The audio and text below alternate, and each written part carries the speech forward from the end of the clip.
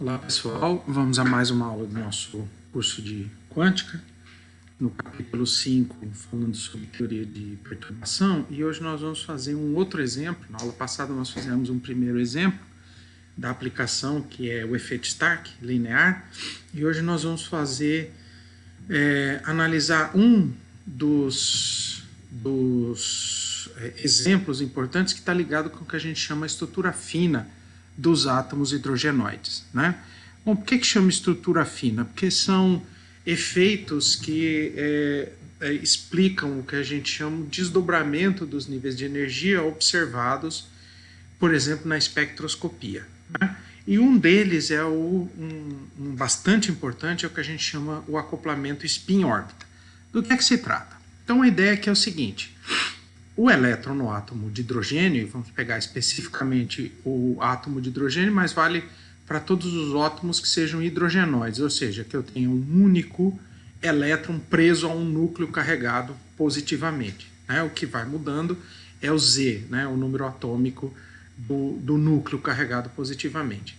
Bom, o elétron no átomo de hidrogênio, então, ele move-se sob a ação do campo central do núcleo, que gera um campo elétrico, que a gente sabe do eletromagnetismo, está relacionado com o gradiente do potencial, menos o gradiente do potencial. No entanto, a gente sabe também do eletromagnetismo que quando uma carga se move sob a ação de um campo elétrico, ela sente um campo magnético efetivo, né, através das equações de Maxwell, dado por essa expressão, o B é menos V sobre C, vetor campo elétrico.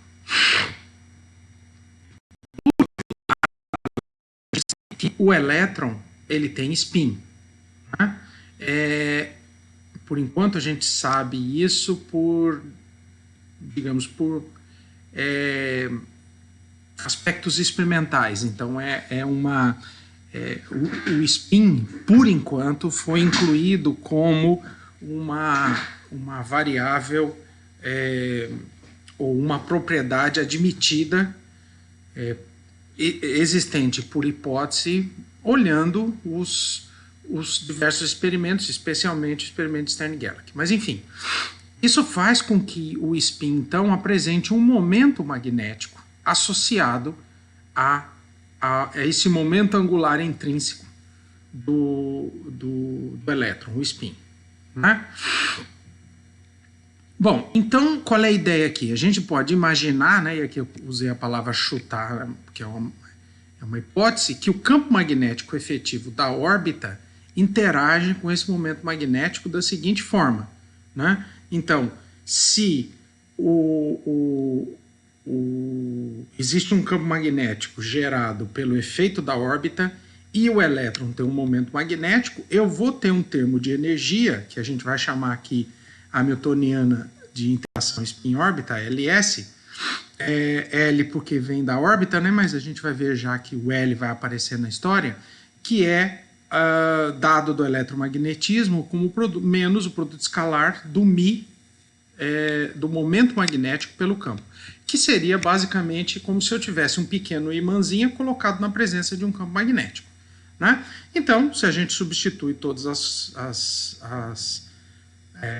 tanto o μ quanto o B efetivo, sentido pelo fato do elétron estar numa órbita na presença de um campo magnético, campo elétrico, desculpa, né? Então a gente obtém ao final essa expressão, então, para todo mundo. E desenvolvendo um pouco mais, né, o que é que a gente fez aqui? No lugar do V, eu coloquei P sobre a massa do elétron, e aqui no lugar do gradiente do potencial, nós vamos usar o fato de que o potencial ele é radial, né? Então, o gradiente que indica a variação do potencial é basicamente uma variação radial, né? À medida que o elétron se afasta ou se aproxima do núcleo, ele varia o potencial associado.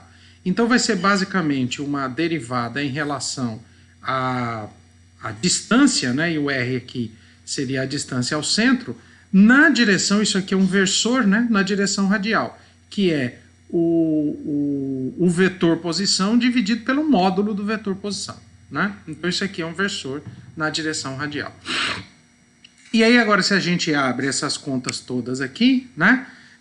Eu vou ficar arrumando aqui as constantes todas, então eu vou ter um massa ao quadrado, esse 1 sobre R é um número, sai aqui para fora, eu vou ficar um P vetor X aqui, isso aqui é uma função somente da distância, eu posso trazer aqui para fora, e a parte importante que seriam os operadores, então, a gente coloca do lado de cá L escalar X vetor P, mas X vetor P é o L, é o momento angular orbital, não é isso? Por isso que a gente chama a hamiltoniana LS, de acoplamento spin-órbita, indicado por LS.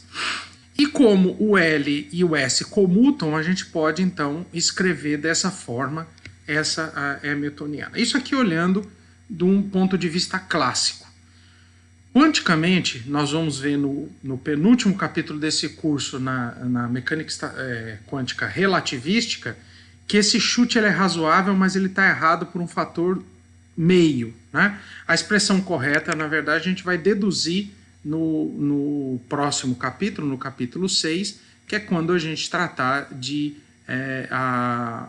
o limite relativístico, a equação de Dirac, para o elétron na presença de um potencial central. Então, a menos de um fator meio, então a gente acrescenta esse fator meio aqui para resolver tudo, e o que interessa, na verdade, é que o termo de interação adicional que vai aparecer na hamiltoniana, pelo fato do elétron ter momento magnético intrínseco e estar numa órbita que gera um campo magnético, uma carga, né? A gente poderia até dizer, uma carga numa órbita, né? Se a gente usa a imagem de Bohr, é como se ele estivesse numa espira, isso gera uma corrente. Então, a ideia veio, inclusive, muito antes do desenvolvimento completo da mecânica quântica, logo após a proposição de Bohr para a interpretação das órbitas no átomo de hidrogênio e depois com a mecânica quântica ondulatória de Schrödinger, logo em seguida o pessoal começou a estudar esses detalhes que apareciam na espectroscopia dos elementos, como ao invés de ter uma única linha, apareciam duas linhas de transição, por exemplo. A gente vai explicar aqui, né? Mas enfim, esse é o termo que a gente vai tratar, e se a gente olhar isso aqui, tudo é uma função radial que a gente vai abreviar por WR, né? E aí a gente usa o fato que o potencial é do tipo 1 sobre R, isso aqui vai dar 1 sobre R2, com 1 sobre R aqui fica 1 sobre R3. Então essa função de WR que aparece na frente do ponto escalar LS é dado por essa expressão aqui, onde a gente já usou o fato de que carga elétrica vezes a constante de Planck dividido por 2 vezes a massa do elétron é o que a gente chama o magneton de Bohr do elétron, uma constante. Então é esse termo então, que a gente vai incluir na hamiltoniana e tratar como uma correção, né? Se ele for pequeno. Então nós vamos imaginar primeiro que ele é e vamos então ver qual é a consequência disso, né? Então, se a gente vai fazer teoria de perturbação, a gente vai ter que calcular elementos de matriz desse tipo, tá? Isso aqui são os estados, todos os números quânticos agora que caracterizam o estado no átomo de hidrogênio, né? O número quântico principal, o número quântico associado ao momento angular ao quadrado, ao spin, aqui é meio, né? Que é fixo, meio, a componente Z do momento angular orbital e a componente Z do spin aqui. Então, os elementos de matriz que nós temos que calcular, seja ele na aproximação, na correção de primeira ordem, na correção de segunda ordem, na expansão dos estados, a gente viu que sempre vai aparecer elementos de matriz desse tipo. Então, antes de fazer propriamente dito, vamos fazer o importante, que é analisar como é que são esses elementos de matriz. Muito bem. Só que como o J pode ser escrito como L mais S, a gente pode escrever que o J2, então é L mais S quadrado, vai ser L ao quadrado mais S ao quadrado, L escalar S, S escalar L, e aqui eu uso o fato de que L comuta com S. Por que L comuta com S? É como se fosse dois momentos angulares, né?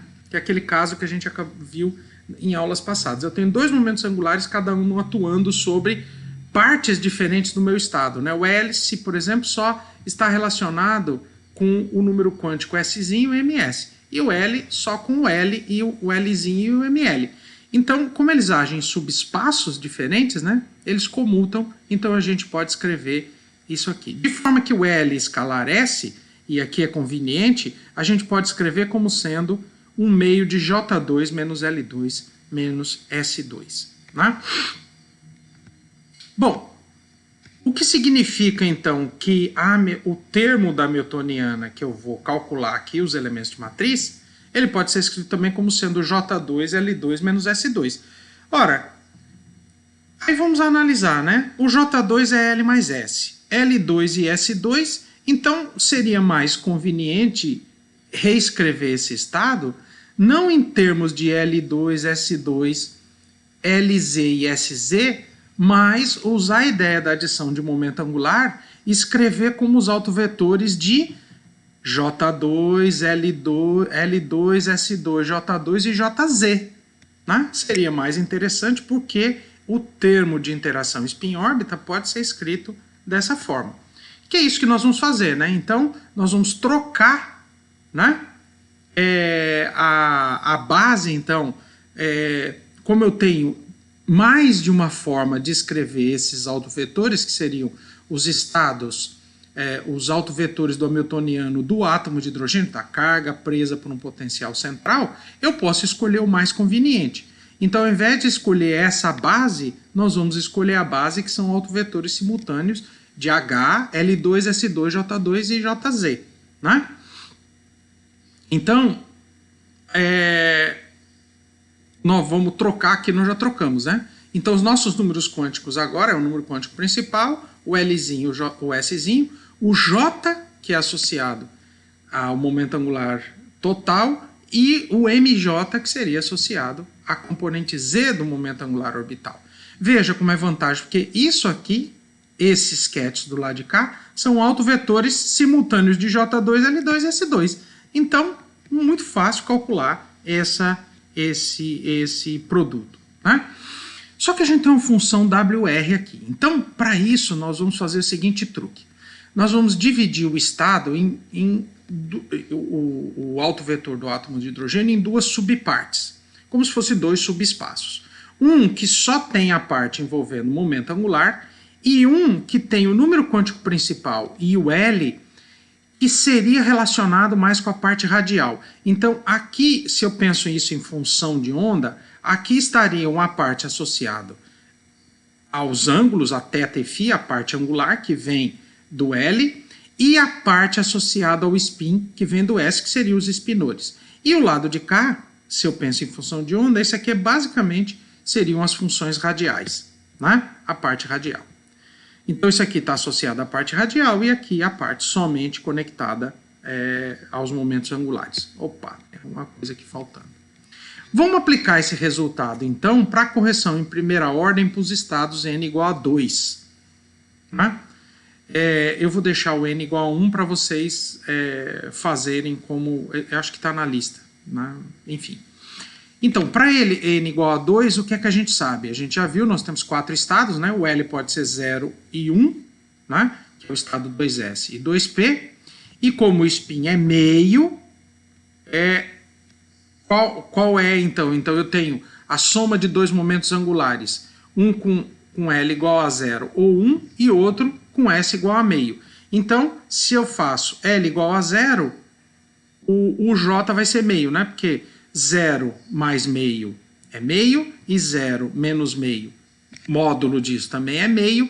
Então, quando L é 0, eu só tenho um possível valor para J, que é meio. Quando L é 1, aí eu tenho 1 mais meio, 3 meio, 1 menos meio, meio. Então, eu teria os possíveis valores de J, de novo, 1, meio e 3 meios, desculpa. Então, nós temos esses estados todos aqui, que seria 2, 0, meio, J, meio, e o MJ mais ou menos meio, mas eu tenho também o estado 2P meio, que P por quê? Porque o L aqui é 1, né?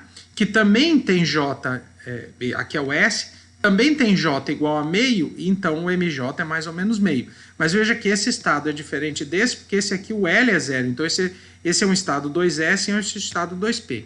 E eu tenho os dois estados que a gente chama 2P, 3 meios, os 4 estados, né? Quer dizer, Aqui eu tenho 2 mais 2, 4, mais 4, 8, né? 8 estados, que agora a gente inclui o spin também. E esses aqui seria o número quântico 2, o L igual a 1, então o estado P, o S igual a meio, o 3 meios mais ou menos meio, e o 3 meios mais ou menos 3 meios, porque quando o J é 3 meios, o MJ vai variar de menos 3 meios a mais 3 meios em passo de 1. Então é menos 3 meios, menos meio, mais 3 meios. Então esses aqui são os 4 estados 2P 3 meios. Beleza. Primeira coisa que a gente vê é que o estado 2S, eles não vão ser influenciados pela interação spin-órbita, porque o L, como o L é zero, L escalar S já vai ser zero. Tá? Então a gente nem precisa se preocupar com os estados 2S, ou seja, a interação spin-órbita não modifica nada na energia dos estados S. Tá? Então eles permanecem como estão. Então a gente só vai precisar considerar o efeito em cima dos estados P que tem L diferente, que tem L igual a 1. Para esses, então, para os estados 2P, os termos perturbativos só podem acoplar estados com os mesmos conjuntos de números quânticos dos momentos angulares. Como é que a gente vê isso aí? Vamos ver. Então, eu vou calcular agora aqui, considerando que eu tenho os estados P. Então, número quântico principal 2, L igual a 1, o S é meio sempre, e o J e M pode ser qualquer uma daquelas combinações que a gente viu. Tá? Como é que nós vamos fazer aqui? A gente vai usar aqui a ideia de que esse estado pode ser dividido em duas partes, né? 2 subespaços. Tá? Vocês já vão entender isso aqui por quê. Né? O que significa, então, que como o R aqui só age sobre a parte radial, essa parte angular aqui, eu não preciso me preocupar, então o WR só vai ser importante em relação a esse subespaço que envolve o N e o L. E aí a gente fica, veja, o elemento de matriz do operador envolvido na interação spin-órbita, que é a parte de momento angular, entre estados que são autovetores do momento angular. Ora, a gente sabe o resultado desse elemento de matriz aqui do meio, não sabe? Porque J2 agindo aqui vai dar J, J mais 1, H cortado ao quadrado. L2 agindo aqui vai dar L, L mais 1, H cortado ao quadrado. E S ao quadrado agindo aqui vai dar S, S mais 1, H cortado ao quadrado. Bota o H cortado ao quadrado, então a gente tem o resultado disso aqui, vai dar um número, produto escalar, L meio, J' MJ, e aqui é que vem a história, porque como aparece esse produto aqui, e usando a propriedade do momento angular, eu só tenho elementos de matriz diferente de zero se o J for igual ao J e o M for igual ao M dos dois lados. Então tá aqui, né, o delta de J' J, delta de M' MJ. Então por isso que a gente falou isso aqui. Tá? Muito bem, isso aqui tudo vai ser um número, então o que vai sobrar para a gente calcular, né, copiando aqui, pronto. É isso aí que a gente falou. Essa expressão mostra que além de só acoplar estados com o mesmo conjunto de números quânticos, a correção não vai depender de MJ. Veja que a nova energia, ou a correção em primeira ordem, por exemplo, né, nos estados vai depender de J, depende de L e de S, né, mas depende de J, mas não depende de MJ. Então o que significa que a gente ainda vai ter uma degenerescência que vai separar os estados com J's diferentes, mas não com MJs diferentes. Então, é aquele caso que a gente já falou, que a degenerescência é só parcialmente levantada. Para os estados 2P, nós ainda vamos ter 2J mais 1 estados com a mesma energia. Então, a componente Z do momento angular total não vai ter um papel importante aí. Tá? Muito bem. Substituindo, então, o que a gente sabe, se a gente pega a correção, por exemplo, para o estado J 3 meios. Para o estado J 3 meios, eu substituo tudo aqui dentro. Então, J 3 meios, L é 1, porque é o estado P, S é meio. Faço as contas disso aqui tudo, e a gente tem esse número, vai sobrar, então, o elemento de matriz associado somente à parte radial, que é o W ao quadrado, e está aqui então o elemento de matriz que a gente tem que calcular. E essa conta toda aqui a gente já fez, isso aqui vai dar, se a gente coloca em termos do magneton de Bohr, dá meio vezes isso aqui, e esse número aqui, isso aqui é um número, né? Eu vou ter que calcular uma integral, pegar a função radial, calcular essa integral aqui, eu vou chamar de Qi21, tá? 21 porque é o valor médio do termo WR nos estados 2, 1, tá? Bom, aqui quem é a função WR, substituindo lá, né? Se eu fizer para o outro caso, então, para os estados 2P, a gente viu que a gente tem J igual a 3 meios e J igual a meio. Então, a correção para os estados meio, mesma coisa, substituo, tarará, faço as continhas aqui, e a gente obtém ao final que dá menos Qi21. Então, as duas correções que vão aparecer para os estados J3 meios e J meios aparecem em função da mesma integral, né? Ou do mesmo número que vai aparecer aqui, que a gente chamou de Qi21. Tá? Para o átomo de hidrogênio, essa função é tabelada, tem essa integral resolvida. Para o átomo de hidrogênio, que significa Z, ou para o átomo, aqui eu deveria colocar átomos hidrogenoides, né? Se eu coloco o Z como um parâmetro, a carga do núcleo, essa função Qi21 é 0,2437 vezes Z a quarta, ou seja, ela cresce com Z a quarta em centímetro a menos 1, já usando a unidade de energia em número de onda, né? Que é muito comum em espectroscopia.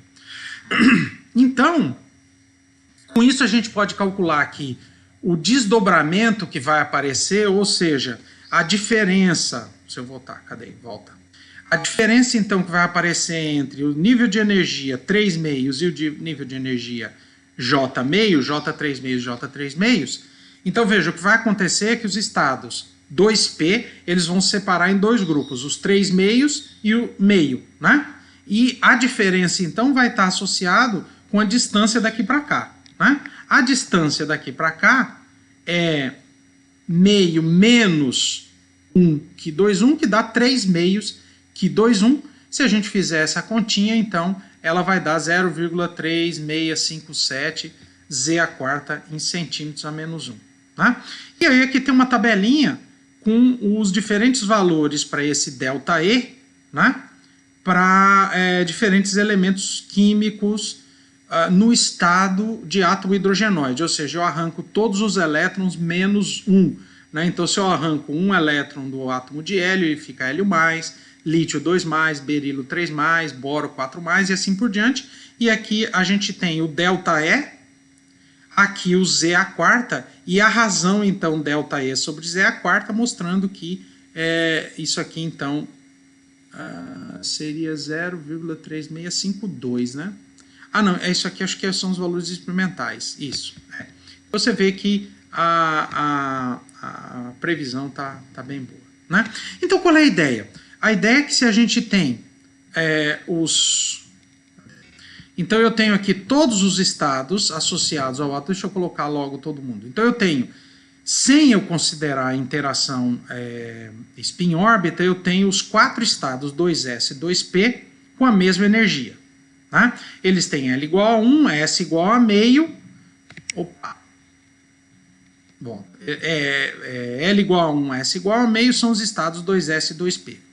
Se eu considero a interação spin-órbita, o que acontece? Os estados 2s se mantêm constantes.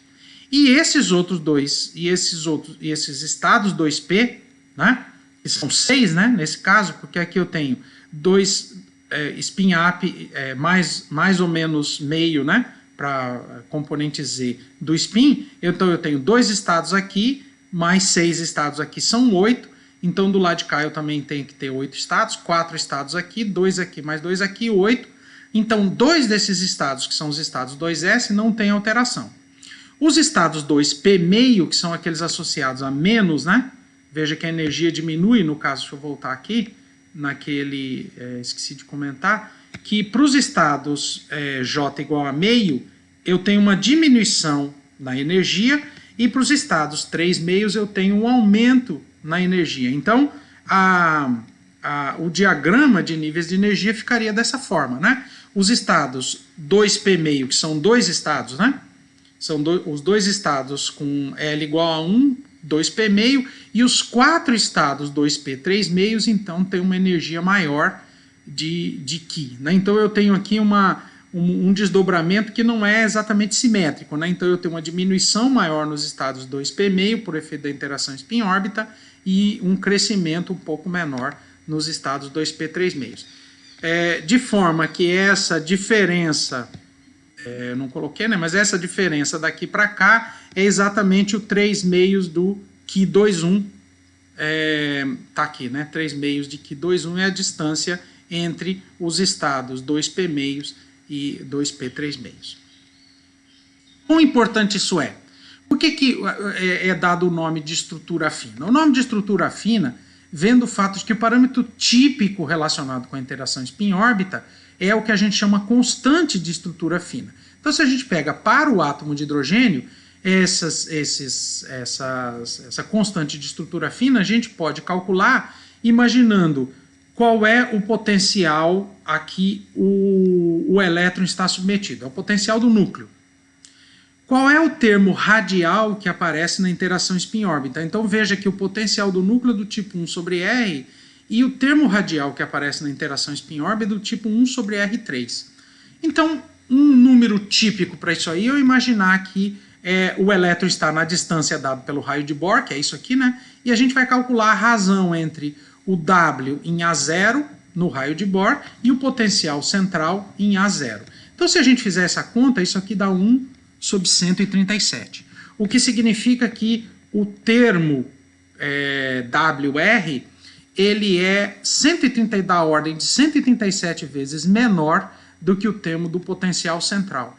Então isso é que faz com que a intensidade desse termo ele é bem menor. Né? Se a gente olha isso em termos espectroscópicos, né? Então isso aqui acho que está lá no Sakurai. Isso aqui é uma figura do Sakurai. Então aqui a gente pegou o caso do... Isso aqui eu acho que é o átomo de sódio, viu, gente? Pelos valores, eu não estou vendo aqui... bom, enfim, só para a gente ter uma ideia, né? Então você veja a diferença que aparece, por exemplo, isso aqui é uma transição típica observada, tem cara de ser o átomo de sódio. Essa transição típica que acontece para esse átomo, que é dos estados 3P para o estado 3S. Então você vê, o estado 3P meio, o comprimento de onda é 5.896 angstrom, e do 3P 3 meios é 5.890. Veja que a diferença é de 6 angstrom, né? É uma diferença de menos da ordem de 0,1%. Tá? Então, é por isso que o pessoal chamou isso de estrutura fina, porque para enxergar, inclusive, essa diferença, demorou um certo tempo. As pessoas tiveram que ir melhorando os equipamentos espectroscópicos até que tivesse uma resolução dessa ordem para enxergar que, na verdade, você não tinha uma única transição daqui para cá, mas, na verdade, tinha duas, né? Então, é o que a gente tem um dubleto, né? Isso aí é chamado em espectroscopia, o dubleto de estrutura fina dessa transição 3P, dos estados 3P para o estado 3S. Então, isso aqui é só para a gente ter uma ideia de por que é chamado de estrutura fina. E isso aqui, obviamente, depende de qual é o átomo envolvido, né? Mas a gente vê que não tem um crescimento muito grande à medida que o Z cresce. Né? Isso aqui cresce um pouquinho, né? Mas ele não é de tanta importância assim. E o nome estrutura fina veio porque realmente você precisava um equipamento à época que tivesse uma resolução mais fina. Né? Hoje em dia essa resolução é uma resolução usual. Tá? Hoje em dia a gente encontra equipamentos que a gente consegue tranquilamente enxergar essa diferença de comprimentos de onda. Mas o nome acabou ficando. Tá? Muito bem, vamos ficando por aqui. Na próxima aula a gente vai fazer mais um exemplozinho importante, então, envolvendo de novo átomos, né? Propriedade de átomo. Até mais, pessoal, e até a próxima.